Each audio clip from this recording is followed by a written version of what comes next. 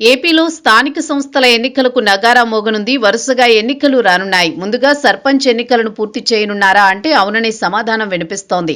జరుగుతున్న పరిణామాలు కూడా అలానే ఉన్నాయి. అయితే రాష్ట్రంలో ముందుగా మున్సిపల్ పాలకవర్గాల పదవీకాలం ముగియనుంది. మార్చి 17తో మున్సిపల్ పాలకవర్గాల పదవీకాలం ముగియనుంది. సర్పంచ్ల పదవీకాలం ఏప్రిల్ 4తో ముగియనుంది. ఎంపీటీసీలతో పాటు జెడ్పీటీసీలకు సంబంధించిన పదవీకాలం జూన్ వరకు ఉంది. ఈ తరుణంలో స్థానిక సంస్థల ఎన్నికలకు ఎన్నికల కమిషన్ గ్రీన్ సిగ్నల్ ఇచ్చినట్టు సమాచారం. ఇప్పటికే ఎన్నికల నిర్వహణకు సంబంధించి రాష్ట్ర ఎన్నికల ప్రధాన అధికారి నీలం సాహ్ని సిద్ధమని ప్రకటించారు. జిల్లాల యంత్రాంగాలను సిద్ధం చేశారు. ఓటర్ల జాబితా, రిజర్వేషన్ల రూపకల్పన వంటివి ఇప్పటికే దాదాపు కొలిక్కి వచ్చినట్టు తెలుస్తోంది.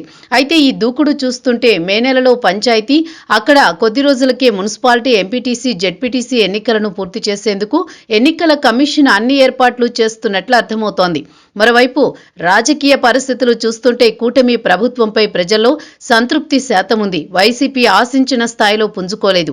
ఇటువంటి సమయంలో స్థానిక సంస్థల ఎన్నికలు పూర్తి చేస్తే 3 పార్టీల మధ్య పదవుల సర్దుబాటు చేస్తే వచ్చే 3 ఏళ్లలో 3 పార్టీలు శ్రేణులు సమన్వయంతో పనిచేస్తాయి. అందుకే వీలైనంత త్వరగా స్థానిక సంస్థల ఎన్నికలు పూర్తి చేయాలన్న ఆలోచనలో ప్రభుత్వం ఉన్నట్టు సమాచారం. ఇప్పటికే 3 పార్టీల నాయకత్వాలు తమ పార్టీల శ్రేణులకు స్పష్టమైన ఆదేశాలు కూడా ఇచ్చినట్టు తెలుస్తోంది. అయితే బలం ఉన్న చోట మాత్రమే అభ్యర్థులను రంగంలోకి దించేందుకు ప్రణాళికలు రూపొందించినట్లు ప్రచారం నడుస్తోంది. ప్రజల్లో బలం ఉన్న పార్టీలకు అవకాశం కల్పిస్తారని తెలుస్తోంది. ఒక మాటలో చెప్పాలంటే వైసీపీకి ఎంత మాత్రం బలపడకుండా చూడాలని కూటమి భావిస్తున్నట్లు సమాచారం.